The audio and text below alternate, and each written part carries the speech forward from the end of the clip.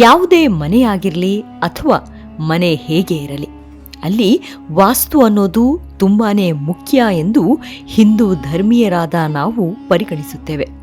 ಯಾವುದಾದ್ರೂ ಹೊಸ ಮನೆಗೆ ಸೇರಿದ್ರೂ ಯಾವುದೇ ಕೆಲಸ ಆಗಿರಲ್ಲ, ಸಂಬಂಧದಲ್ಲಿ ಹೊಂದಾಣಿಕೆ ಆಗಲ್ಲ, ಮನೆ ಮಂದಿಗೆ ಅನಾರೋಗ್ಯದ ಸಮಸ್ಯೆ, ಮನೆ ಮಂದಿಯಲ್ಲಿ ಮಾನಸಿಕ ತೊಳಲಾಟ, ಹೀಗೆ ನಾನಾ ಸಮಸ್ಯೆಗಳು ಎದುರಾದಾಗ ಮೊದಲಿಗೆ ನಮಗೆ ಕಾಡುವ ಪ್ರಶ್ನೆ ಅಂದರೆ ಮನೆಯ ಅಥವಾ ಕಟ್ಟಡದ ವಾಸ್ತು ಸರಿಯಾಗಿಲ್ವಾ ಅಂತ. ಅದಕ್ಕಾಗಿ ಜ್ಯೋತಿಷಿಗಳ ಮೊರೆ ಹೋಗ್ತೀವಿ, ವಾಸ್ತುಶಾಸ್ತ್ರಜ್ಞರ ಸಲಹೆ ಪಡೆದುಕೊಳ್ತೀವಿ. ಹೀಗೆ ಈ ಕಾಲದಲ್ಲೂ ವಾಸ್ತುವಿನ ಅಬ್ಬರ ಅಧಿಕವೇ. ನಮ್ಮ ದೈನಂದಿನ ಬದುಕಿನಲ್ಲಿ ವಾಸ್ತು ಅನ್ನೋ ನಂಬಿಕೆಯನ್ನು ಅಷ್ಟೇ ಪರಿಣಾಮಕಾರಿಯಾಗಿ ನಮ್ಮ ಬದುಕಿನಲ್ಲೂ ಕೆಲಸ ಮಾಡುತ್ತೆ ಅನ್ನೋದು ನಿಜ ಕೂಡ.